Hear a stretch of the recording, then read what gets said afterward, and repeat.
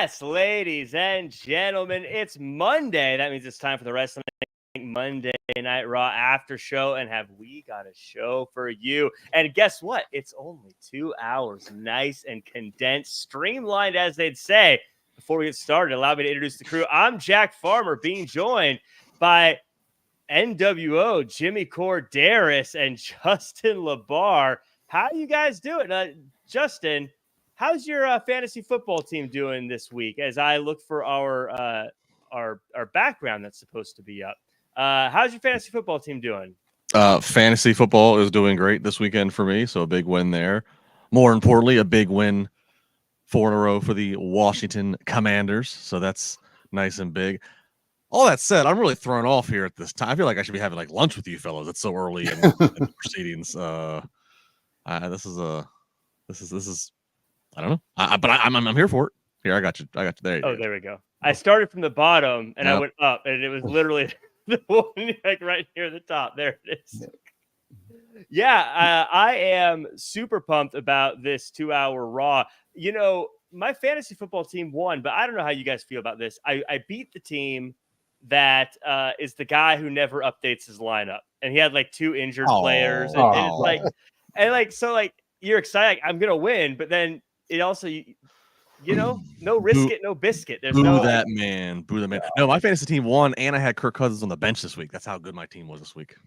Kirk Cousins, he's one of those guys though. Like you'll start him next week, and then he'll just break your heart. Same. I'm not going to start him next week. I'm not convinced he's going to do 42 fantasy points again. I'm going to stick with CJ Stroud. But yeah, it's okay. We're rolling good over here. Yeah, I had a Derek Carr. He broke my heart early in the season, but with his hot start, and then I was like, okay, I'll start him. Shouldn't have started him.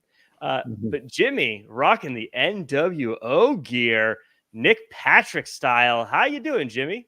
For life, brother. I'm doing good, man. I'm digging through the basement and finding these little tidbits all over the place. I got I found a whole thing full of hats, and I was like, this is cool. Some old WrestleMania hats, some vintage stuff, like the old Raw's War hat from the old WWF days, stuff like that. And, my wife is saying, oh, you can sell that stuff for big money. And I'm like, I don't want to get rid of it, though. It is so tough to get rid of that kind of stuff. Like I know logically, because we all have that kind of stuff where like this isn't worth anything, but at the same time, like I can't get rid of it. This is my stuff. It's my little friendship bracelet. I can't get rid of it. You should do like an entire video blog of just like going through stuff and like just make different videos out of it.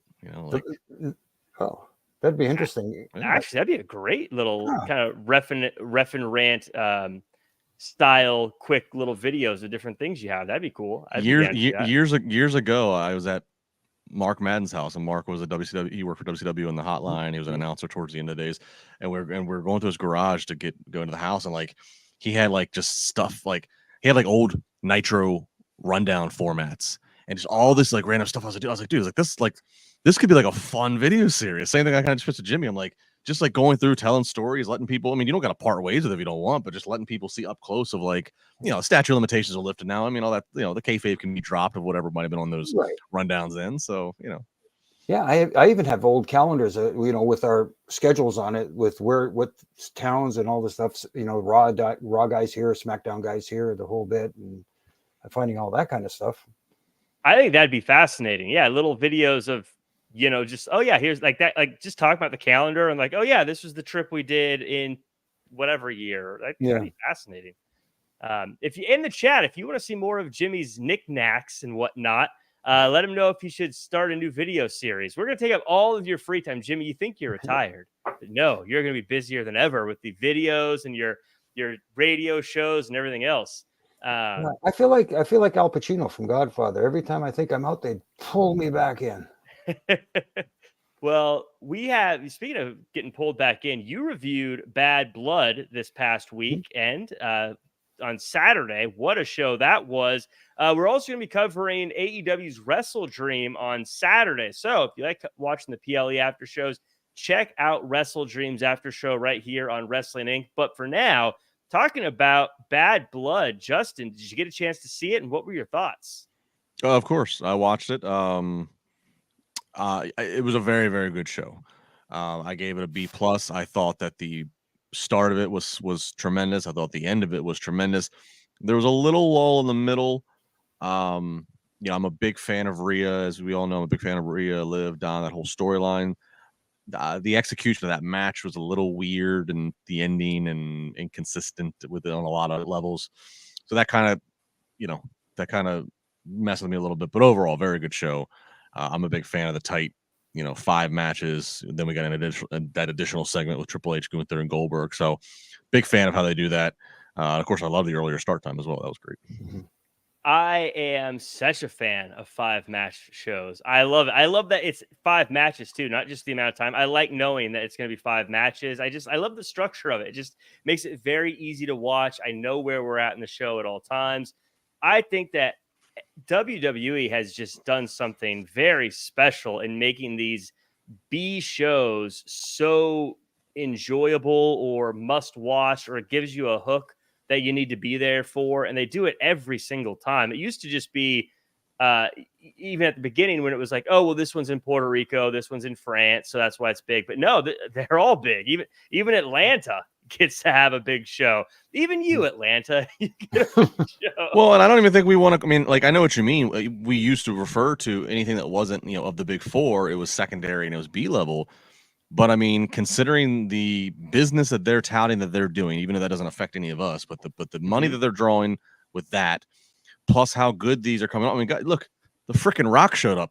That ain't a B show. If the Rock shows up, advertised or not, it ain't a B show. So they've done a great job of now making every single PLE matter. And look, to their credit, and I know we'll get to it, but I'll just kind of tease to it. They've done all these things with all the international travel, and then even when they're domestic here for Atlanta for Bad Blood, the one thing of the PLEs is still kind of like is the obligations that we know they have to go to Saudi Arabia once or twice a year, and those for so many years were like, okay, which part time are they going to pull out here? It was very much a detour from creative. It was like it a lot of times it didn't sync up with creative. It was just this thing. It was in the way that they had to do.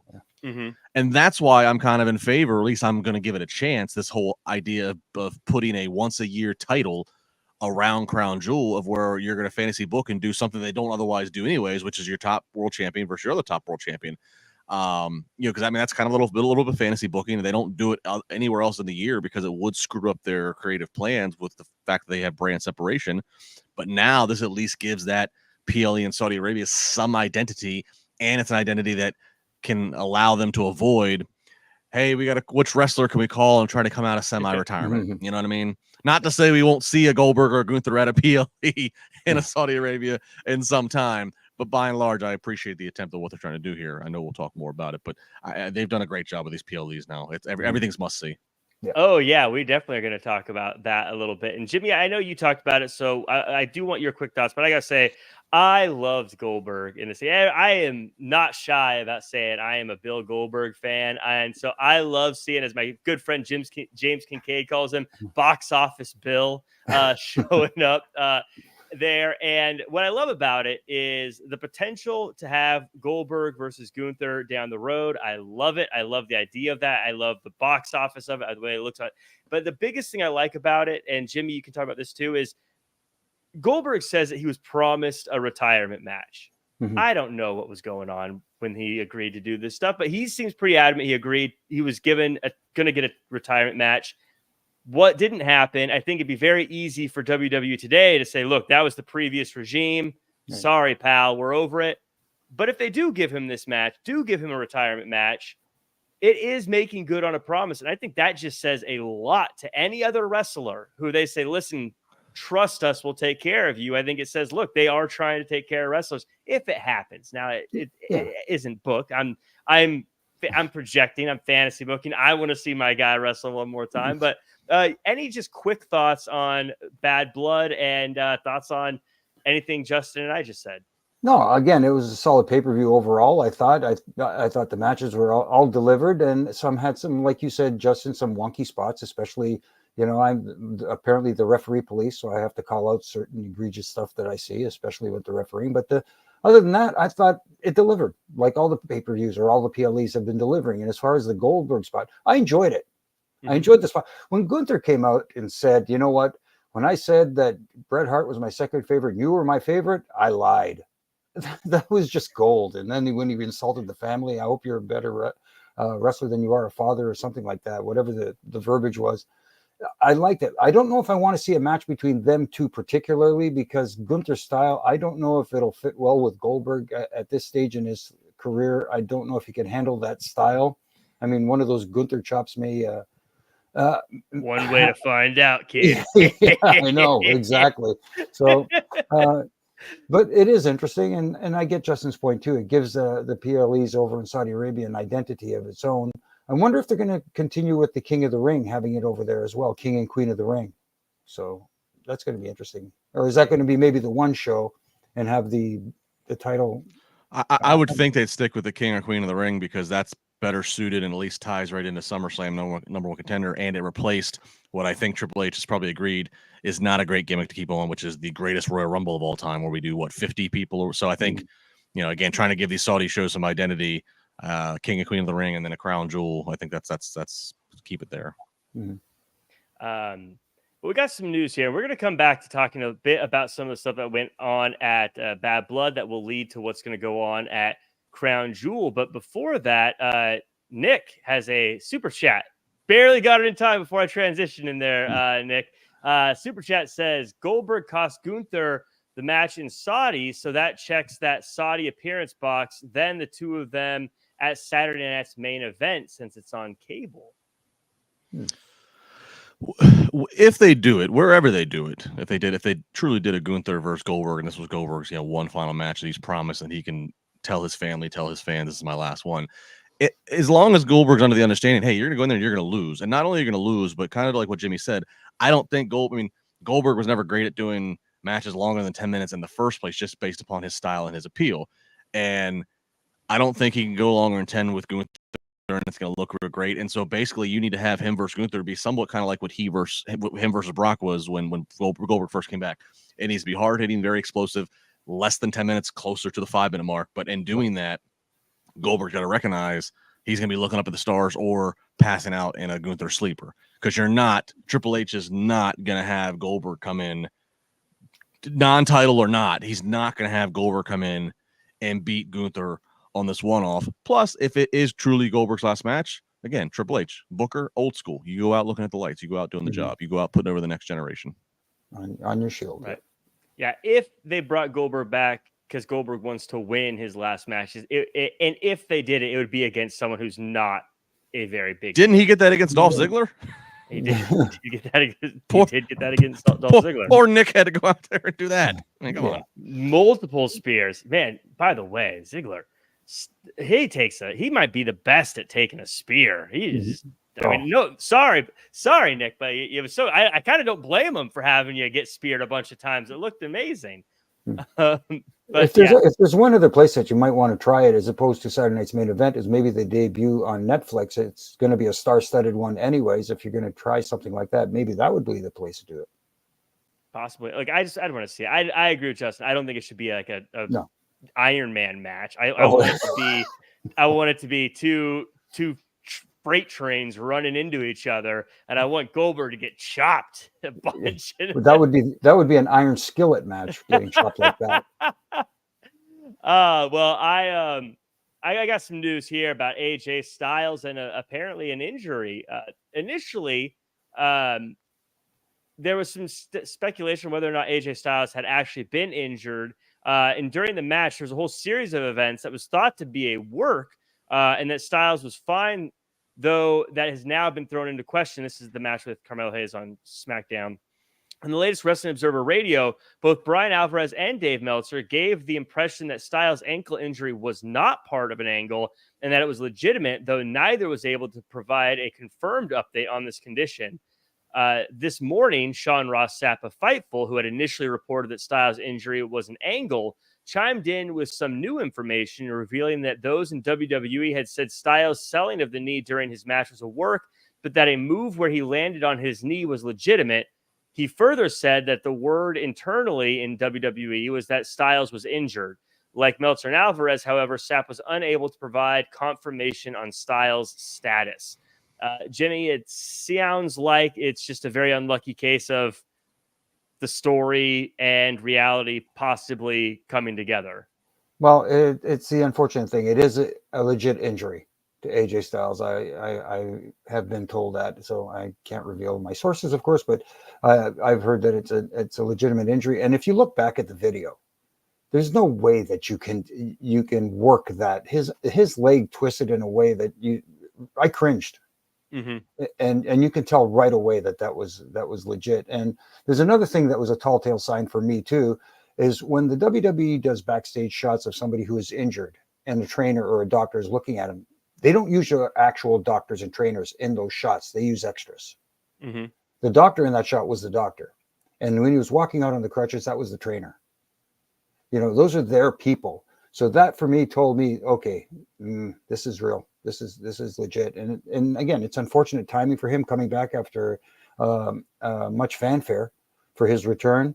I don't know what was planned for him. Putting him in with Carmelo Hayes was definitely a plus for Carmelo. Yeah. And I don't know where that was going to lead to, because obviously it looks like he's going to be heading back to match number 7 with Andrade, which I'm looking forward to. Mm-hmm. Which should be really good. But again, back to AJ Styles. This is unfortunate, especially this late in his career, because it's tougher to come back from injuries that, when you're north of 40. Yeah, and it's with these kind of injuries too. You always wonder how many more times do we get to see someone, especially like an AJ Styles. Hopefully, this is a minor injury, Justin. But yeah, very unfortunate timing. Injuries are always unfortunate, but especially after coming back after being gone for a while and coming back after another injury fairly recently. So just very unfortunate for AJ Styles. Yeah, it absolutely is. As you said, just coming back after being sidelined. And yeah, when you are at this stage of your career where even in as phenomenal, pun intended, shape that he appears to be in, that you have fewer matches. Yeah, you're much closer to the finish line than you are the starting line. Yeah, I mean, if you see the video doesn't lie if you watch it, and not to be like all like, smarty pants, but like AJ Styles is a good seller, and like you can sell well in wrestling and sell the body part, sell whatever's going on in the match and sell, but sometimes there's injuries that, like Jimmy said, you cringe when you see them. There's movements, I should say, that you cringe when you see the movements. Sometimes there's injuries and pain that occurs that just human nature, your selling of that legit pain is different than maybe the selling of a worked angle, if that makes sense. So sometimes there's just pain and awkwardness that's just, you can just tell. If you've watched enough pro wrestling, you can just tell and be like, I've seen AJ Styles sell when he's selling the work. This just looks different, and it just looked different, and it looked painful. And to Jimmy's point, if you then go deeper dive on, who the doctors and trainers are versus who's some indie talent, they put a medical polo on, that just kind of tells you some little tidbits. I want to get a WWE medical polo. That's the merch I want them to be selling on WWE.com. But we had a brawl backstage at Bad Blood, not even backstage, out in the parking lot, I guess.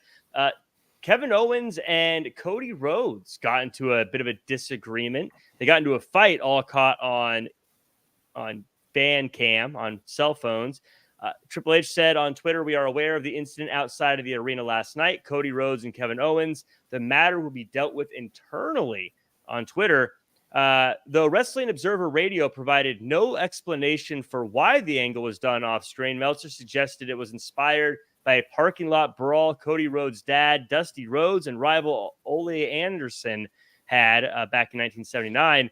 He also believes the angle was done this way in a way to prevent Owens from being cheered and Rhodes from being booed, creating a situation where fans would turn on Rhodes ahead of his upcoming program with The Rock. Justin, 2 points here. One, I loved this. I think this is so cool. This is awesome. I love the way they're treating it like it's very real.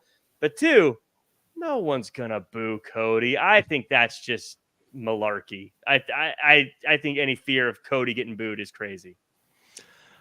Well, I mean, I can understand always being conscious of it. I mean, there have been few baby faces in WWE's time that that didn't at some point get booed at some point, whether it was by design of the booking or whether it was just the crowd was just starting to turn and starting to shift. So, I mean, but I don't know how much I believe of Meltzer's if he's just giving his opinion or if he's hearing something, but I think bottom line, it's what's old is new again, and it's amazing when you take something like you referenced in 1979. Well, when you can call back to things like that, it comes off new and fresh because it hasn't been done, and I love the fact that there's two different fan angles that I've seen, two different fan cell phones that caught this brawl that happened. And in neither one do I see any WWE camera, any WWE grip holding a light, any WWE sound person holding the boom mic. Like, they legit did this. It's so it seems, unless they had some kind of a safety cam shooting from far away, just in case, God forbid, we found the 100 people that don't have a cell phone out in Atlanta, if that even exists. I love the fact that they are like literally relying on, you know what? Fans wait outside of these arenas. They all wait out. They all have their phones because they want to get a picture. They want to get a selfie. What if we just started having the two guys still in gear, so that way you still know it's them. You're not, you don't put them in street clothes where you're maybe unsure. Is that Kevin Owens? Is that a stagehand? Like, whatever. No, in gear. I think it was right near Cody's bus, if I'm not mistaken. Mm-hmm. Like, just great little touch of like, let the fans be the one that tell the story, and it makes it that much cooler. It makes it all of a sudden it was going viral and everywhere late Saturday night, and then the follow up. Don't speak about it because it wasn't sanctioned. It wasn't part of the show. WWE cameras weren't there. We're not talking about it on Raw. It's not part of the show. Kevin Owens went off script. He had a PLE match against Cody a few months ago. That's not the storyline right now. Cody or KO's gone rogue. I love the questions that it drums up. The timing is interesting because Cody's partnering with Roman right now, and we got Survivor Series. Cody's got Gunther coming at Crown Jewel. Survivor Series after that. The Rock's back, him and The Rock on unfinished business. So it is interesting timing that a few months after he was willing just to hand babyface Kevin Owens, a title shot, and Kevin Owens, oh shucks, I really don't deserve it. It's interesting timing they decide to do the heel turn now and what it all means. But I'm here for it, and I appreciate the creativity. Leonard Jones in the chat asked the question: surely they were staff members using cell phones? Nope. Not that's not a guarantee, Leonard. That is not a guarantee. And and I was going to say, and Jimmy, I want your thoughts on this as well. Even if it was, I mean, it still feels great. Even if we knew that they were employees of WWE who posted those, and I'm not even sure it was, it's still cool. It still feels very real. This is exactly what you're looking for, and it's so simple. And I want to also add, and Jimmy, get your thoughts on this, is the way Kevin Owens didn't fight like he was in a wrestling match. He was punching and kicking like he was in a real fight. And even Cody Rhodes, the way he was kind of like covering his head and stuff, was very real fight. It wasn't like he wasn't like hulking up and fighting out of it. You know what I mean? Right. No, it looked real from everything from the camera shot, like you said. Even if it was a WWE personnel shooting it with their cell phone, it looked like a cell phone shot. So what? It came off looking great. It came off looking authentic. It came off looking, like you said, like a real fight. Everybody in the bar getting tipsy and just going at it. You know what I mean? I enjoyed it. I enjoyed the way it looked. And the other thing, too, is we didn't understand who was the provocator in this one. It seems like it was Kevin Owens, but without the volume, like we saw in the infamous security camera footage backstage, without the context of the conversation that was going on, we don't know who the real instigator was. I know a lot of people saying, well, Kevin Owens turned rogue. What did Cody say to him to set him off like that? We don't know. Right. Those are other little questions that are in play here. Also, there's a wild card here in Randy Orton. Everybody's forgotten about him because he's almost like the middleman in this thing. Where is he going to fall into this thing? So there's a lot of questions there, and there's a lot of avenues they can take. And I think it's very interesting to see where this is going to go. Yeah, lots of big stuff happening. WWE knocking out of the park with 2-hour Raws. And we're about to talk about it. But first, as always, I want to give a shout out to everyone who is watching, whether you are on YouTube or Spotify or Apple Podcasts. Like, comment, share, subscribe. 5-star review. I want to give a shout out. We had a 5-star review with a nice little message last week I read on Wednesday. And the person who wrote it had mentioned that they operate a pro wrestling company. And so I reached out to him. I said, hey, which company do you work for? I want to give you a shout out for the kind 5-star review. And that is Buzzsaw Championship Wrestling in Oklahoma and Texas. So if you find yourself in Oklahoma and Texas, go ahead and check out Buzzsaw Championship Wrestling. Big fans of the show, so I'm glad you guys reached out, and hopefully you get some eyeballs over there. Also, the lurkers hanging out, not saying anything in the chat. That's okay. But also the people who are chatting, we like Daniel Barry, Jay Young, and Made by Dawn showing up, Jeff Bailey, and Goodfella. Lots of folks here. Appreciate you all. I did see a question from Baby Ice. Jimmy asks, does Jimmy know where Perry Saturn's mop went? Oh, it's in Jimmy's basement. Hey, kayfabe, brother. I'm not talking. It may be lurking somewhere in my basement. You never know. I feel like everything is somewhere in Jimmy. I even have Duke the Dumpster's what do you call it? Trash bin. Dumpster. Yeah, out back. That's where I put my leaves when I clean up. And who? Oh, the plumber. What the heck's his name again? TL Hopper. TL Hopper. I have his plunger. I use that frequently. But anyways, that's neither here nor there. TL Hopper. Well, Troy in the chat saying Triple J is a 5-star panel. Thank you, Troy, for the kind words. Let's talk about this week's WWE Raw. I cannot gush enough about how much I love the 2-hour Raw. I feel like it went fast. I feel like everything was exciting. Do feel like the commercials were a little out of hand. I don't think they cut any commercial time. They kept the same number of commercials, but we started the show off with Sexy Red kicking things off for a minute. And Jimmy, I got to know, what's your favorite Sexy Red song? Sorry.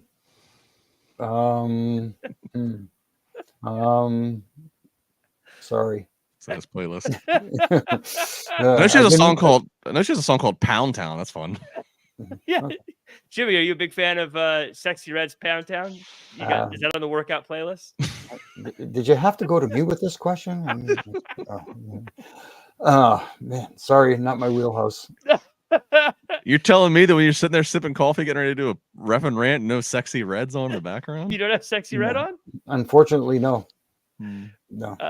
So you know me, I'm stuck in the 70s, guys. Man, I got some Jimmy Buffet playing in the background and all that sort of stuff. Well, it was kind of an awkward start. I'll be honest. We won't spend time talking about it. It was kind of weird. It's like, hey, I'm Sexy Red, and then they cut to a video package. It almost felt like we weren't supposed to see her. It was kind of weird, but let's start with the main event. I feel like this is clearly the big talking point. Sami Zayn versus Gunther, World Heavyweight Championship, high-octane slugfest with Gunther retaining. Post-match, Cody and Gunther stare down. Justin, we talked a little bit about their matchup coming up at Crown Jewel, but I want your thoughts on the match. But I've got to say, I cover the AEW show, and something we hear on AEW all the time is that AEW's got all these championships. They've got the Owen, which is a championship that doesn't really count for anything. They have the FTW title, which isn't even a real title. But here I'm watching Bad Blood, and I'm seeing that we're going to have the Saudi Arabia Crown Jewel Championship, very Owen-like, and we also have the Brahma Bowl Championships, very FTW-like, and I don't know, just feels like it. Feels like there's some things that we complained about. I mean, also there's a fight backstage that they weren't supposed to show us on air. Feels like there's some things we complained about in AEW that are happening on WWE. Well, first off, that fight backstage we weren't supposed to see. Something tells me they'll make some money off of it somewhere down the line. Same can't be said for AEW security footage. No, I know what you mean. First off, I'm the Rock's. Here's the difference. Here's where I will draw a line of difference, and I'm not as irked by it right now with WWE. And maybe this will change, but as it stands now, I'm not as irked by it for a few reasons. Number one, The Rock having his title that he was gifted, the People's title was gifted by Muhammad Ali's widow. It's just an accessory that he's holding. It's just a prop. It's part of his gear.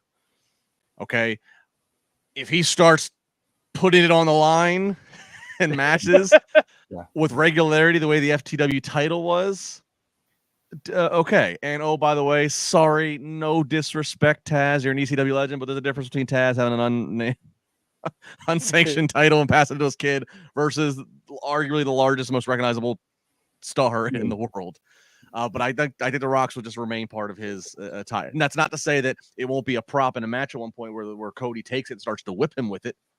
That's not to say that might not happen, but it's just a prop for him. It is not something that he's going to be defending on any regularity. So there's that. To the Crown Jewel title, and then maybe in comparison to like the Owen or what you said, they are similar in the sense of if this is going to be a one annual thing each year at this point in the calendar where we do this Crown Jewel title, yes, that is similar. Again, let's see how they pull off the execution of it. But on paper, the difference I would say for it and WWE's programming versus the too many titles we get on the AEW programming is with AEW, in addition to their, TNT title, which is like their mid-card title, their IC or their US. Then they have their AEW World. They have 2 women's world titles. That's fine. They have a tag title. Then they have a trios title. Then your ROH champion, it gets blended in for reasons on AEW. Then your ROH trios champions get blended. So AEW actually has 2 brands of titles that they decide to intermingle with confusing invisible bounds. So that's the difference, is WWE has not got that high on the tick on the belt count yet. Right. If they start adding more, then let me see. And also, again, no disrespect to the Owen Hart Cup or that prestige, it's a tournament with a lot of bodies in it on the men's and women's side, and unfortunately, there's been 2 winners. The winners of them in their respective years really haven't done I don't feel like it's propelled them or elevated their booking or done anything that way. This is something where it is your top 2 champions, against each other. So that does have a little bit more prestige to it versus, we're just going to do a tournament of 16 people, men 16 women, and so we'll see. But that's the difference I see on the 2 side by side. Plus, you left out a few titles, but did I really? Did I actually? I probably did. Yeah. Okay. So I just figured I'd bring that up because I thought as I'm watching this, Jimmy. Thoughts on actually just before we go over to Jimmy, thoughts on the match though. That's the real thing. I just thought it'd be fun to throw a zinger at you, afraid because that's something I saw. I was like, it'd be fun to throw out there. The match of Gunther and Sammy was as I thought it would be really good. They didn't, I think it's a match where, let's be honest, I like the attempt of, hey, they showed the poster that was released for Crown Jewel, but they even did the little Photoshop deal. Joe Tessitore says, look, this is what it could look like tomorrow morning. So they did acknowledge, like, hey, these things, there's cards subject to change, to trying to keep any bit of believability that Sammy has some chance, even though most of the audience probably not thinking that there's going to be Gunther getting dethroned 62 days after he got crowned champion. And, oh, by the way, he's going to get dethroned on Raw. Not to say that Raw's not a big deal these days, because it is, but you just kind of like, But I will say, if you go back and watch that final 2-3 minutes of the match, the live crowd there in St. Louis, they had them hook, line, sinker. The live crowd was there for it to cheer their hearts on for Sammy, with the small iota chance that Sammy's going to pull it out. So that's all you can ask for, is entertain the fans, give them a show, and they did just that. Another good win for Gunther, as it should be. I will say you can tell how good of a match this was by the end when Gunther won and the crowd was devastated. Like you could tell they were just devastated that Sammy didn't win. And I think the little thing with Goldberg at Bad Blood actually helped this match, because with the announcement that it'd be champion versus champion at Saudi Arabia, I think, at least for me, I was thinking, you know what? They might have Sammy win the championship so he faces Cody, and then Goldberg Gunther is not for the title anymore or whatever, and they could do that situation. So while if I was in Vegas, I'd have put my money on Gunther. There was like, you know what? There's a booking route with Sammy winning tonight as well, Jimmy. What were your thoughts on this one? I loved it. This was great. No, I enjoyed it very much. I think Sammy is one of the best, if not the best, out there right now from fighting from underneath. And, he is just a classic masterclass at showing people how to do that, showing others how it should be done. And Gunther, I'm a Gunther guy right now. He is doing everything right in and out of the ring. He is just he's the real deal, bottom line. And as far as like you said, the ending, the crescendos coming to those false finishes, people were biting, and that's when you know you've got them. And like you said, Justin, sometimes people think they know. They said, "Oh, I don't see Sammy winning this one," but when every false finish, as it escalated throughout the match, going to the finish, that angst, that oh grew even louder with each false finish. That's when you know you have them. That's when you know you've got the people. And then, like you said, the air was let out of their sails when he passed out to the rear naked choke or whatever you call it, and the people just went, oh, good. But I thought he had it, because there was that one breath of life that he showed while he was in the hold. Again, people said, oh no, here he comes. He's going to fight back some more. Oh, there it was. I love that. I love that storytelling in a match. That's and stuff that makes perfect sense. I love the other little thing during the match. Again, here I go with the little stickler for the rules thing. When they were outside the ring and Sammy hit him with the haluva kick on the outside, and he's trying to struggle to get him back in the ring, and he can't. And the referee's counting, and he gets the 9 where Sammy rolls in and rolls back out, resets the count. How it's not rocket surgery, but it makes perfect sense, and it added so much to the match. Just those little things. That's all you have to do. You don't have to, go out there and fight for 5 minutes and have the referee distracted over there with the fallen cameraman or some audience members who got hit by a barricade with 20 guys looking after them. Yeah, no, I agree. And again, going back to the end of the match with the gasp, it's so telling how you can hear the difference between my guy didn't win or who I wanted to win didn't win or in that versus, oh, you guys, screwed the fans again, or you did something that we all hate. There's a different feeling when, oh, someone ran in and cost him the match. This is so frustrating versus, oh, this was really good. Unfortunately, my guy didn't win. It was really kind of cool to see and hear. I want to mention something that Adonde said in the chat. Says the 5-match PLE, you can tell, helps Triple H make the weekly show main events be much better. Last thing on this, Justin, speaking about AEW earlier, this is something I always think when I see their 15-match shows is, man, you've got weeks of main events here. You're throwing away for one show. I think Adonde is exactly right. This is something they could have put on Bad Blood, and then we would have had no main event tonight. But because it's only five matches, crazy episode. There 3 matches on this show could have been on a PLE. Yeah, you got Gunther's world title match tonight. You got Jey Uso's first IC title defense. You got a crazy ass triple threat tag team ladder match on SmackDown that, of course, would have been PLE worthy, and that was just a banger. You got a fun gimmicky dumpster match that had a build to it between Mishin and Chelsea. We haven't even, the Wyatt 6 have yet to have a match on a PLE. They've saved anything to advertise for them for Monday Night Raw. And Adonde is exactly right. It's to your point of AEW, the number one critique that's said about AEW is, oh, they don't have stories. That's not true. They do stories. They do it differently. I think the more accurate critique of where I think they're at fault with how they do things is they blow through programming way too quick. Yes. They blow through stories where it's like, bruv, you could have had 10 chapters in this book, but you opted for 3. Yeah. Because I don't know if it's because the booker, the man in charge, is so excited just to get the thing out in the ring and doesn't take a breath. We could build more anticipation to this, or if it's because there's so many other guys and girls knocking on his door saying, hey, I want a match. Where's my match time? Hey, I'm sitting around here not doing anything.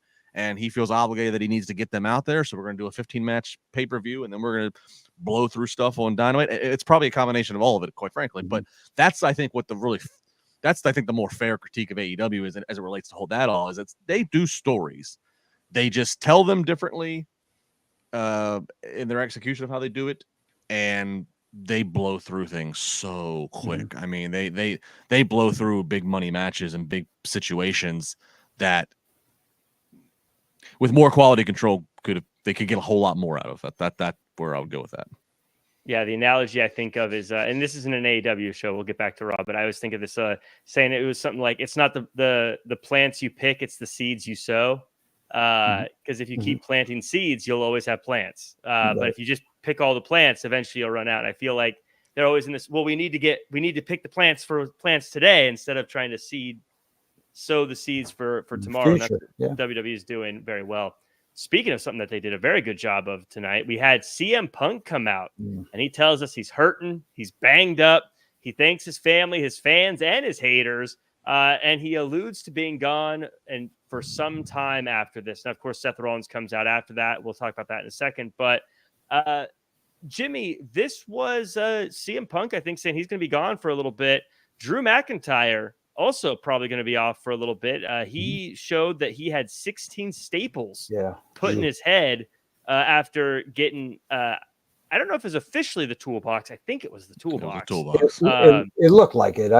Again, I'm not going to speculate one way or another, but it looked like it was the toolbox. Yeah, it looked like it looked like the edge caught him. Yeah. So we always say Hell in a Cell, a dangerous place to be, but CM Punk, I think this naturally gets him off TV for a little bit. Absolutely. And what I loved most about this is 2 days after Hell in a Cell, he is still selling the Cell match big time, and the toll it took on its body, and it just made perfect sense. It made me go, and it made the audience go, wow, these guys really, really put it all out there on the line. Really quickly though, a shout out to Drew. Hopefully he's good with the staples and stuff like that. But also, I hope his back is okay. When he went for that Claymore and he missed and he landed on those steel steps with his back. I mean, I cringed. There was another cringeworthy one. But as far as Punk goes tonight, making the statements he did, thanking everybody, thanking his family, thanking the fans, thanking his haters too, because hate turns into cash. That was an interesting little line he threw out there, but it gives him a little break. It also set the seeds, like you said, for something that might happen later. And they actually planted a couple of seeds tonight for Punk. And I think it's very interesting where they're going to go next. Yeah, Justin, by the way, CM Punk, I feel like you owe me some money because I've been a big hater for a long time now. Justin, your thoughts on this one? To me, if I'm trying to read the tea leaves, it feels a little bit like this is so we can get to the other side of Crown Jewel because we don't plan on using Punk, but for that, but also a big match like this, a rival like this, I feel like both guys need to be off TV for a while because they can't just be like, oh, I guess I'm going to have a feud with Chad Gable now. You can't just transition to the next thing after this. No. I mean, look, Hell in a Cell is the most violent and brutal match that WWE does. WWE doesn't do, death matches or anything. Hell in a Cell is the most violent. So absolutely, both men in reality deserve some time off, but also just from the storyline standpoint, they should not be seen wrestling or even need to be seen much. And I love the touch of Punk saying it's painful for me to even walk down to that ring, so I'm just going to stay right here. Like, I thought that was that was a very good, realistic point. He always goes into the ring usually and talks, but so for him to stand on the stage and everything he said was very interesting in terms of thanking the groups of people he did. This all kind of works out. You're right. I think you're not going to see him for Crown Jewel, so this is a natural, again, take a break. Obviously, we know Seth Rollins is something they want to revisit. That's something that got cut into when Punk got injured legit at the start of the year. So you have Rollins, but of course Rollins in the immediate's got Bronson Reed. So just a natural time to let Punk get some rest, and whether he comes back around Survivor Series, which is his 1 year anniversary since his return to the company, whether again you promote him for a big TV match at Saturday night's main event. He's obviously a draw, so to put him on NBC on that kind of a situation, that could be a big deal, especially if it's the right opponent. But yeah, this is exactly what it should have been. I love Punk selling the way he did. You don't have a match that's that bloody. I'm so glad when he came out on that stage before I knew for sure that he wasn't going to walk to the ring. As I'm watching him slow walk and he's bandaged up, and the music's still playing, I was like, please. Don't get down on a knee and do it's clobbering time. You look too injured to be doing that. You're selling so well that would be inappropriate. I'm glad he didn't. It was great. It was absolutely great. Yeah, really good stuff there. Seth Rollins, as we mentioned, he just brushes by CM Punk, shoulder bumps his way through Punk, gets to the ring and says he can't wait for Punk to come back so he can end his career permanently. Rollins then challenges Bronson Reed, who is not in the building tonight. Jimmy, again, we talk about planting seeds. This is stuff they've littered seeds for Rollins. Now he has all these things he can stay busy with, and it all feels natural. Bronson Reed coming off something hot. I'm sure down the road we'll get Punk versus Rollins. That's already going to be awesome. Just this in itself wasn't necessarily amazing, but more just a good example of WWE's planned for the future here. Yeah, it shows that they have long-term ideas for their superstars, especially their top superstars, like a Seth Rollins. Obviously, next after the 6 tsunamis and he took his time off, Bronson Reed is next on the plate. And that makes perfect sense. And also, he still has his issues with CM Punk. They know, according to, reports, they do not like each other in real life. And like somebody's once said, if you don't like each other in real life, let's make some money with it. Mm-hmm. Put that stuff aside and go out there and make some money. And that could be some big money. Those two could be magic. And it's a matter of how long do you wait before you pull that trigger? I mean, you talk about, Survivor Series, you talk about Saturday Night's Main Event, maybe Royal Rumble. Can you wait till WrestleMania? Whatever it is, these guys are going to be something to behold, especially. I might... it might be on par. I don't know if it'll be on par with Drew and Punk, that feud, but it's going to be one to remember. That's for sure, I think. Drew and Punk, for my dollar, is feud of the year, and everyone else is very far behind. I don't know who can even catch that right now, but Justin, this Seth Rollins thing, again, I don't know if this promo was necessarily special, but I look at Bronson Reed and how there was a time not long ago where I don't know what Bronson Reed is doing in WWE, but now they've done just a few things with him, and it's like, oh wow, this he might be one of the greats in WWE right now. Bronson Reed is at that level. It's crazy how quickly WWE was able to turn that around and make him the guy he needs to be for this moment. Yeah, no, I love to see it. I mean, and look, we already have advertised matches for next week's Raw. And you got to imagine Bronson versus Rollins is going to be. It could be a main event of a Raw. It could be again part of Crown Jewel. I mean, they got so much to work with. But real quick, back to the Rollins Punk inevitable feud. I agree. I think the Drew Punk feud has just been one of the best feuds WWE's done in a long, long time. That is going to be one thing I'm watching with a close eye is the nature of the Punk Rollins, because while Punk and Rollins appeared to be the first thing they were going to have Punk do, and then again, he gets injured, legit. And then it ended up just kind of naturally moving into Drew, because then Rollins also gets banged up. They're going to have to make sure the Rollins-Punk feud is a little bit different. It cannot be verbatim the same stuff of Rollins just hates Punk because he's a cancer, and back when Punk was here the first time, he didn't take the young guys under his wing, or any of the stuff that Drew kind of threw out. And then it drifted, of course, into personal with Punk's wife and Punk's dog and what have you.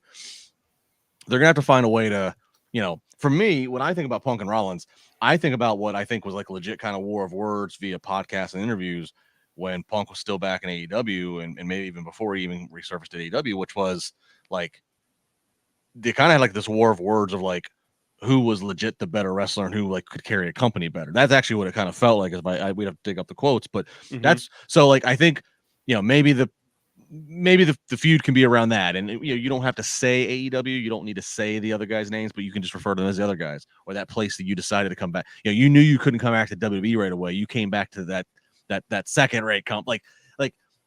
It's going to just have to be substance of a different matter. It cannot just be I hate your guts, because that's what we just heard Drew and Punk do. So that's what I'll be watching for, is that there's such personal money, it feels like, with Punk in certain feuds because of the nature of how polarizing it is. But you got to differentiate. I got to be able to describe this to Jimmy and say, hey, Jimmy, here in 3 sentences is how Rollins is different than the Drew feud for Punk. Mm-hmm. Yeah, and I'm sure they'll be able to do it because they're two of the best. So I'm just looking forward to it. There's so much to look forward to from both all this stuff. Even in the Intercontinental Championship situation, we had Xavier Woods versus Jey Uso. A lot of stuff happened here after an awesome super kick. Jey Uso hits the splash, gets the win. Post-match, Kofi and Jey hug it out, but Woods passes on it. Braun Breaker arrives, spears Jey Uso, spears Kofi Kingston, super spears Xavier Woods. Justin, I'm going to go back to you on this one. I think Jey Uso getting the win wasn't a surprise. I think Xavier Woods not shaking hands was not a surprise. Braun Breaker, though, Yeah. I'm very confused with what's going on here. I am too. It's kind of part of my notes, but they seem to have a plan, because then later they have Jackie Redmond try to follow up and ask Braun and he completely no-sells or walks away. And then I think he's advertised for a match next week. He's advertised as him versus Kofi. Yeah. So they obviously have some plan here. It's not. What I mean is it's not a case of like they booked one thing last week and they just flipped a coin and they're completely scratching and going a different direction. They seem to have some plan about why is Braun Breaker conflicted? Why is he showing these two different? 1 week he's showing respect, the next week he's not. So I don't know. So tune in next week, I suppose. But yeah, a lot to unpack here with Jay getting his first title defense, the New Day seemingly again, on their outs. A lot to work with. I was really excited as this match got going because this show was just cooking along. I love it when shows just go fast like this one was. But this was where the commercials got me. I feel like we missed almost this entire match with commercial, like picture in picture and cut into commercials. And I don't know, maybe that's just the nature of them going to 2 hours for right now, but I kind of bummed out about that. Jimmy, your thoughts on this one? And do you think now they do seem like they know where they're going, but do you think they possibly changed their mind after last week of what they wanted to do with Braun? Or I don't know. That's the one thing I keep coming back to is it really felt like they wanted one thing last week. And it feels like they're really trying to say, never mind this week.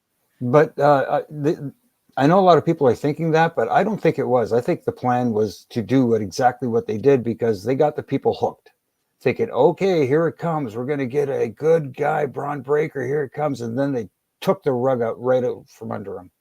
And everybody, and he got legit heat from the crowd. They booed because every week it's kind of been a little bit split, where people were, the dogs were out. They were barking. There were no barking. There was no barking tonight. It was all boos. So mission accomplished if that was what the goal was. And as far as the match was, it was okay. It didn't really wow me or anything. I, again, pretty much expected the outcome. I like the little intricacies afterwards with the no shaking of the hands by Xavier and Kofi, like, what's up, dude? Come on, man. And all that sort of. I did think it was funny when it wasn't necessarily like in the microphone, but you could hear it on camera when they were walking back and Xavier Woods was like all upset. He's like, why don't you go shake his hand again? It's just very funny. Like that's how guys would talk to each other in real life, I think. Sheamus versus Pete Dunne. Speaking of just guys having a fight here, zip tied. Sheamus somehow still gets the win. I mean, they go off a stack of barrels. They hit each other with shillelaghs and cricket sticks, bats. I don't know what you call that here. But this one was, Jimmy Donnybrook is the right word for this one. Yeah. This one didn't feel going into it like a PLE quality match, but they sure gave us what felt like it should have been one. These guys killed each other. They pretty much did. And Sheamus has been giving us matches like that since his return, basically. Every match, it's cliche now saying banger after banger after banger, but that's literally what he's been giving us. And Pete Dunne is just, he's really good. And I don't think he lost any steam out in this one, losing the match. I know people are going to say, well, they buried Pete Dunne. No, they did not. He looked good in the match. He's going to be just fine. It's just a matter of how they're going to present him coming out of this. This was probably the blow off for them. For Butch. Mm-hmm. Yeah, there I said it. What are you going to do? Anyway, but it was a fun what he's match. Going to do, Jimmy. You got to watch out. yeah. When Raw's in town, I'll stay away. But no, I enjoyed it. It was a fun match. It delivered big time. The crowd was into it. And again, you talk about putting your bodies on the line. Both guys did it. And they were able to tell a story within the structure of the match being a Donnybrook. Well, Justin, that is kind of my question. I look at this, and Sheamus did call Pete Dunne a bunch of names, or called him by an old name he doesn't want to be called anymore. Had his hands zip tied behind him, still managed to beat Pete Dunne. Do you agree with Jimmy? Was this a big win for Sheamus or a big loss for Pete Dunne? Well, it's a win for Sheamus, but it's also still an elevating loss for Pete Dunne. I think, if he was to the general audience, kind of like this secondhand lackey named Butch, or he was just a bruiserweight, or was a guy who he's on the NXT UK brand. I'm not real familiar. Whatever. I think his perception's been elevated. He's now been moved up into a solid mid-card level class where he could challenge for an IC title or US title, and it would be, he's been elevated. I will say he was not at all harmed. Pete Dunne, that is not at all harmed. However, I would make a case for, especially if they went with that ending of he zip ties Sheamus and just, delivers some final blows to Sheamus, who can't protect himself with his hands. I mean, I could see an ending where that would be apropos to have Dunn get that victory. Of course, Sheamus is a Hall of Famer tomorrow, so an L for Sheamus is not going to hurt him. Maybe they feel the W is more important for Sheamus right now because of whatever they might have next for him. I don't know, but nobody's harmed by this. This was a good win for the vet, and again, an elevated loss for Pete Dunne. I do think Sheamus is one of those guys that I agree Hall of Fame tomorrow. He's also someone who I think within a few weeks could be legitimately contending for the world title at any given time. So a win like this, I think, raises his value to a stock where now, if you said by Survivor Series he's challenging for the world title, but 100% he could be there and I'd believe it. So I think the right guy won for sure. Pete Dunne is great, although I'm a big fan of him. And it was another PLE quality match. You could have put this on the PLE. Yeah, absolutely. This was they had some great matches. Like as they were running down the card for the night in the beginning, I was like, geez, this is all tonight. We've only got to. I wish we had a third hour. It's going to be. Oh, gosh, stop that. So Jimmy might be able to correct me. I think they have to take 4 breaks in an hour. Mm-hmm. I think that's what the format is. They have to do 4 breaks in an hour, unless they get a special stipulation of first hour is commercial free or whatever. Right. So they didn't take any more breaks than they normally do, but it is because I did feel like they were trying to let everything connect because they did want to try to get a little bit more out there and fit it in. So hence what you mentioned earlier, Jack, you would get, this person's out, you Punk's out there, then Seth comes out, and then Seth's interrupted by Jay, and then Jay goes into his match, and then like everything kind of had to connect because we don't have time to be wasting. Right. I saw some on social media saying they felt rushed, saying they felt they watched way too many matches in picture. I mean, sure, I could see a case for that. This was different. It's the first 2-hour Raw they've done in 12 years. Mind you, though, this is only for 3 months. When they get to Netflix, there may not be 4 3-minute breaks in an hour type of thing. Mm-hmm. Obviously Triple H was very vague in his answer at the press conference of the day. I think he probably knows more than he's let it on. That's Wrestling 101.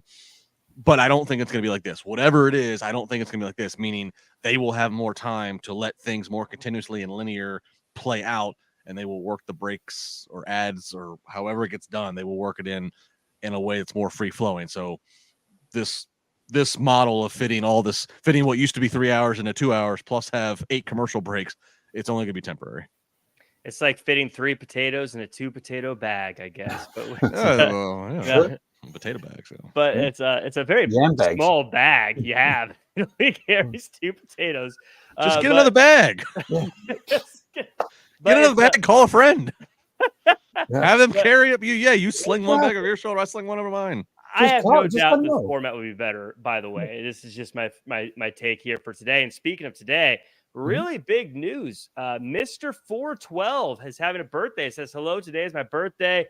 With the super chat, Mr. 412, happy birthday to you. Thank you so much for coming through on your birthday. I'm going to go out on a limb. The area code in Pittsburgh is 412. I'm going to say, and people in Pittsburgh are very prideful of their 412. I'm going to take a guess that he's a Pittsburgh guy. It's Mr. 412. It's my guess.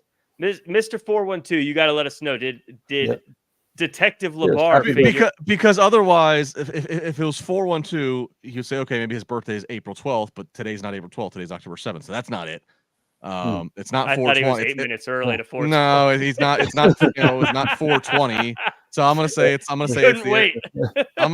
the area code of Pittsburgh, and he's Mr. 412, the Pittsburgh guy. So happy birthday, Mr. 412.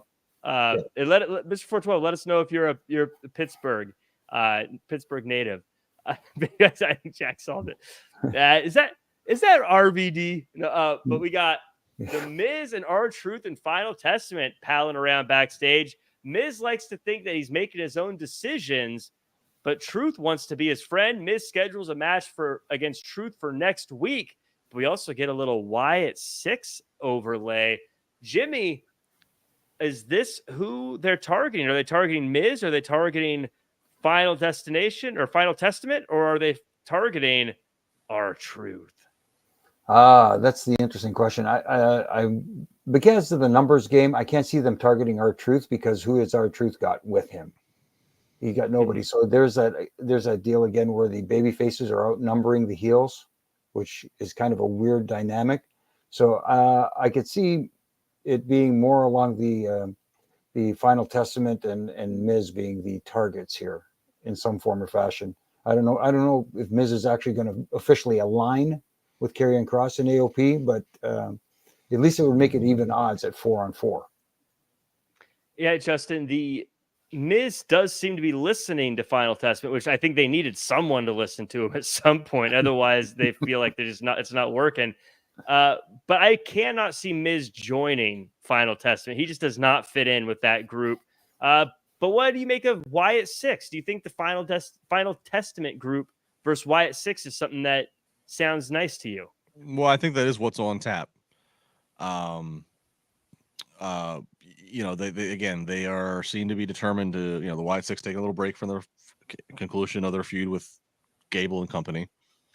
And they seem to want to keep the Wyatt 6 as faces, but I'll just say they want to keep the Wyatt 6 as a group that's going to go that their opponents are heels. And Wyatt 6 aren't exactly baby faces. They're not, acting as baby faces, but they're going to have heel opponents, which I agree with because it's still a fresh Bray Wyatt kind of tribute and legacy. So who wants to boo that?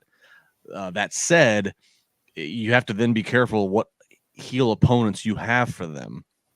Gable and company was kind of perfect because it was a group that gave us some credibility, but like the fans were fine seeing make a fool of himself and getting his comeuppance. Final Testament, I guess, is another heel group. Again, you have no chance of splitting the crowd. Nobody likes to cheer Final Testament, so you're not going to run the risk of the crowd not following along. That said, poor Final Testament just does not have a lot going for them. And I don't see them squashing or beating the Wyatt 6, but Final Testament does work. Numbers wise, it'll work out. Final Testament has Scarlett, so they have a female in there, which can then be opposite to the Nikki Cross character. Same with Alpha, or same with Made in America, or what the hell they're called. They had Ivy Nile, so it kind of works out there for the mixed tag purposes. So yeah, Final Testament will be next to the Wyatt 6. But not sure what else is going to be there. Yeah, I feel like it makes the most sense, but it also doesn't feel very spicy to me. I'm not super looking forward to it yet, but we'll see. They might pull me in. Mr. 412 says, yes, I'm from Pittsburgh, but live in Tacoma, Washington. I'm a Tacoma native, Mr. 412. We may have been neighbors at one time, depending on how long ago you moved to Tacoma. But Parkland, Washington specifically is where I was born and raised. I told you, people with 412, they're prideful with that 412 here. He probably still has a 412 phone number. It's like an old phone, doesn't want to upgrade. He's like, nope, same one. The 412. I'm gonna remember that next time I'm dropping area code. No, but you're probably right about him still having the 412 number on his phone, because Chimmel still has a 203 number that I buzz him with all the time. So I still have my original area code. I'm not going to give it out to anybody, but I still have my original one. I don't have my original code. I changed mine. So I wanted to get out of my Tacoma way and get into that LA lifestyle and move down. No. Are you 310? No, it's a bummer. I got the new LA one, so now everyone's like, "Oh, you're a transplant." I'm like, "Well, yeah, I am. Everyone is. I'm from I live in LA. No one's from here." So no, I didn't get 310. I got 424. So someday, Rhea Ripley says she's not done with Liv Morgan. Liv, though, is looking on to Crown Jewel. Raquel declines answering whether or not she's a member of Judgment Day. Any hot takes on this one, Jimmy or Justin or Jimmy? I guess either one of you, I guess.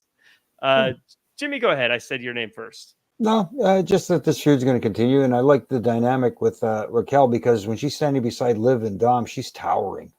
Yeah. So, if you're having someone as your heater, that's a perfect person to have. It's just hopefully that she doesn't back down, and she's more China-esque, hopefully, if you get my drift. Yeah, Justin, I love Raquel with this group. This all looks good to me.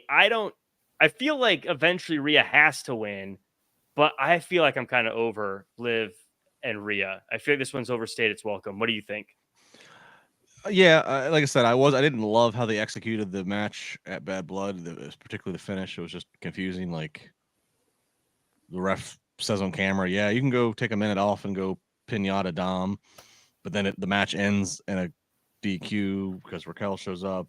And like if commentary would have sold it as the refs letting Rhea do this because this is how sleazy Dom is, even the referees can't stand him, maybe. But instead, the commentary and Graves and Cole are usually so top notch, but I don't know what made them say this. They decided to like just bury the ref, to bury Dan Engler, the ref, and calling him Nixon, and the fact that he would be called on camera. It's like it was so confusing. Like here's one of your biggest payoffs that you have in the company of Rhea getting her hands on Dom, and we're distracted by that. She beat him like a pinata. She did not get her title back, so it's like I feel like it's not completely finished. But then Liv has Nia at Crown Jewel as part of the gimmick of champion versus champion. Liv doesn't have any matches that we know of between now and then, so it looks like it's going to be her going to there. So I don't know. I'm not really sure what's going on here. Again, I'm a huge Mommy fan, and I like seeing Raquel involved here. I'm a Raquel fan, but I'm not sure really what's going on here. I'm a little confused at where they're at. I feel like we're at an intersection where and cars are crashing right now. Yeah, I agree. We have a few other things happen on this show. Just throw this out there, not to harp on this too much, but I said this last night on our radio show up here in Canada. How terrible would it have been? And maybe I thought, in my mind, more entertaining that if Rhea asked Dan for that, can I have that minute out there? And he said, Rhea, I'd love to give it to you, but I can't. I'm going to have to give you that 10 count, and that's it. Rhea goes out. She starts pinataing Dominic. Referee gets a 7, 8. Rhea's keeping an eye on the count. She rolls in, rolls back out with the kendo stick, and goes back to waffling him again. I think the crowd would have loved something like that.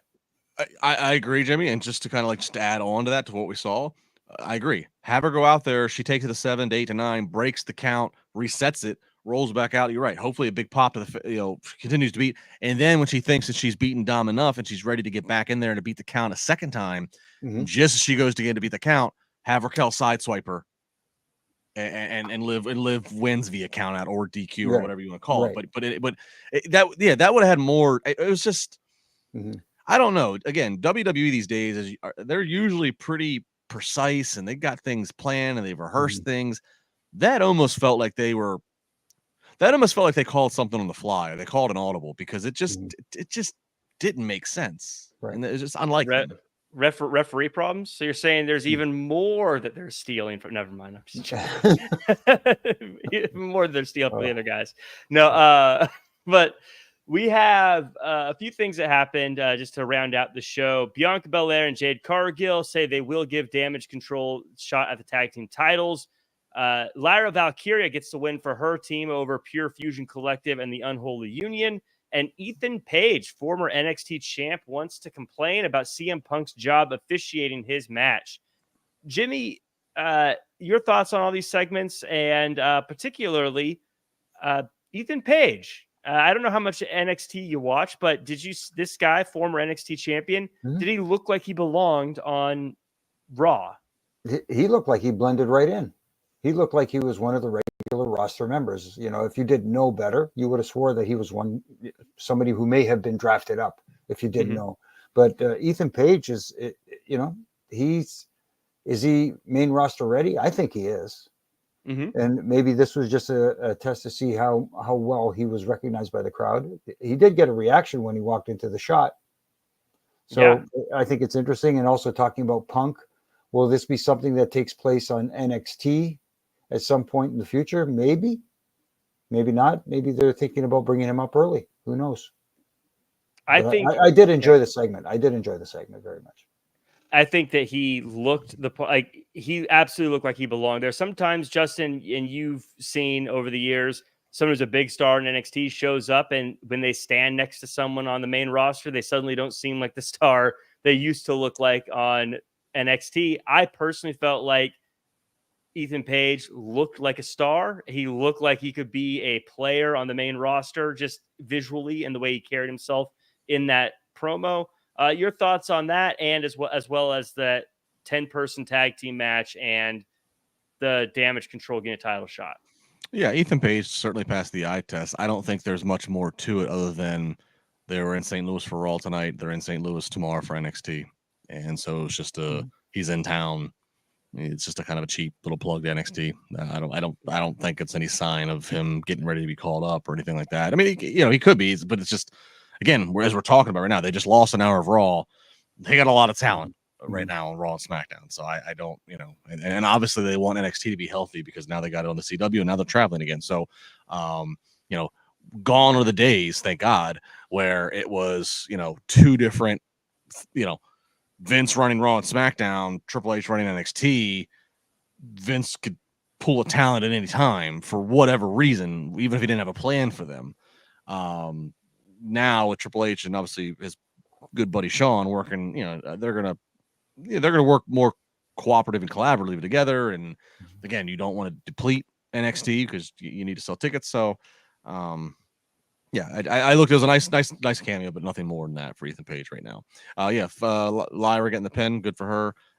Certainly a catch-all. Again, another example of 1 hour shorter. So we're going to do a 10-woman tag here, I think, just to kind of combine a few different stories. And speaking of things that got stolen from the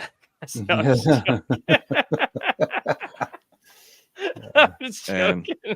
And yeah, Bianca and Jade. I mean, again, let's close the book on them versus Damage Control. We've been around this a time or two. So again, advertised match for next week, great. But I think we're kind of at the end of the rope with this.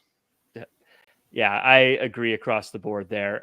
This was a fun show. 2 hours. I am down for it. When it goes to Netflix, I really hope they keep it 2 hours. I mean, I'm sure they'll probably go over a little bit here and there, but I hope they try to stick to it. I loved this. Everyone in the chat, let me know your overall thoughts of the show. But as we finish up here, let's go around the horn. Jimmy Korderas, final thoughts on the show, and where can the world find you online? I thought it was a fine episode of Raw. I liked it at 2 hours. I liked that it breezed by. It felt like it breezed by anyways, and I'm cool with that. The matches were all fairly entertaining, so, that's a win for me. And as far as where you can find me, here on Monday nights after Raw, Wednesday nights after Dynamite, the Reffing It Up podcast with my good brother in stripes, Brian Hebner, and I, and RJ, who holds the glue together. Got to give a shout out to RJ. This week, we'll be talking to Ricardo Rodriguez. That'd be a good one. Yeah. And of course, here in Canada on TSN Radio and iHeartRadio, Huge Pop Radio with my buddy Donnie De Silva. This week we had a nice little chat with Blue Meanie. So that was a fun little chat, getting to catch up with him again. Yeah. Yeah. And then, and of course, my ref and rants on all my social media platforms from Monday to Friday. Just little screws I think need tightening every once in a while. And lately it's been a lot about the referees, but I want to stop doing that. Please, guys, help me out. I love Blue Meanie's dance. Has to be an all-timer for wrestler dance. It's so good. He's a great guy. Yeah, Justin, what are your final thoughts, and where can the world find you online? Yeah, a solid Raw. And look, it was an hour less of content, and I don't feel shortchanged. I don't feel like I didn't get the same volume of entertainment and volume of stories. So that speaks to the term embarrassment of riches that they got going on right now. So solid Raw, lot to look forward to with Crown Jewel to an extent. Survivor Series, of course, that I feel like Survivor Series is really going to take some development on SmackDown as it relates to Bloodline. Of course, Saturday night's main event for all of us old school nostalgia fans, and then the Netflix turn. There's just so much to look forward to these next 3 months. Follow me at Justin LaBar across the socials. Of course, I'm here every Monday night, Triple J. Usually Thursday or Friday morning, spar with LaBar with myself on Busted Open. This past week it was on Friday with myself, Dave LaGreca, Nick Nemeth, and Thunder Rosa. But every Sunday, I'm at the helm, at the wheel, all 3 hours, myself and Jonathan Hood, co-hosting every single Busted Open every single Sunday morning, which is great, especially with these Saturday pay-per-views for WWE and AEW. A lot to react to that morning. We're live 9 a.m. to noon Eastern time. Can take your calls. It's a lot of fun. So there's no way to avoid me. Let's just put that way. Lots of good stuff there. Lots of good stuff on Busted Open Radio and everything you're doing, Justin. I love this show. I love 2 hours. Like I said, what's crazy is we're wrapping up, I'm realizing there was no American Made. There was no Judgment Day. I think this has got to be the first no Judgment Day Raw in a very long time. No Damian Priest. A lot of folks who weren't even on tonight. So a lot of No, you're right about that, Jack. Other than what's her face referring to Liv and Dom as. Oh wait, yeah, Judgment you're Day. right. I guess they were. Yeah. Well, but you're right. There was no Finn, no, there was no Priest, even though he's feuding with them. Yeah. There's no. But they're in St. Louis tonight. They're in St. Louis tomorrow for NXT. Did they tape another Raw tonight? Did I see that incorrectly or correctly that they're taping? Because if they are, that would explain why the amount of acts we didn't see. If they were preserving some for a taping that's going to air next Monday, is that true? I don't know. That might be true. I know they're going to do it the week before Saudi, if I'm not mistaken, or is that SmackDown? I'm not sure. I think it's that would be the Raw before. That would be SmackDown because the Crown Jewel is on a Saturday, right. So of course on Friday they're SmackDown. already okay. So they'll already have been at Saudi. But I could have swore I saw something that they were taping stuff tonight in addition to live Raw. Well, to that point, even if they are, I mean, talk about how much talent they have. Because finishing the show, I did not feel like we were losing talent. I didn't feel like we were missing people until we just covered the whole show. But I really love this show. I love the 2 hours. I felt excited the whole time. It was fast. It was energetic. Super pumped about it. I'm really glad they made this change. You can find me at Real Jack Farmer across all social media. And you can check me and Jimmy out on the After AEW Dynamite show tomorrow. It is a special episode that is happening on Tuesday. So make sure to check us out tomorrow. And as programming note, I don't know if I'm actually supposed to announce this, but whatever, I will. There is not going to be an NXT after show. And for the time being, it seems we will not be covering NXT on a weekly basis anymore due to some issues with getting the live stream out to all the hosts with the East Coast feed versus West Coast feed and all that good stuff. So you won't be seeing NXT coverage in the immediate future. Oh, yeah, Justin? No, I just finished your plug. I was going to say they are going on a UK tour. They did film more tonight for next week's Raw. There you go. Oh, there we go. Perfect. So yeah, I'm sure we're going to see all the spoilers and then cover it next week anyways. But yeah, so if you're a fan of NXT, unfortunately, we will not be covering NXT here on Wrestling Inc., at least for the time being. But we will be covering AEW and Raw and SmackDown like usual, PLEs and all that good stuff. So make sure to follow at Wrestling Inc. for all the latest wrestling news. Make sure to tune in tomorrow for AEW Dynamite's after show. We will see you there. Until then, hit your own end stream button, folks.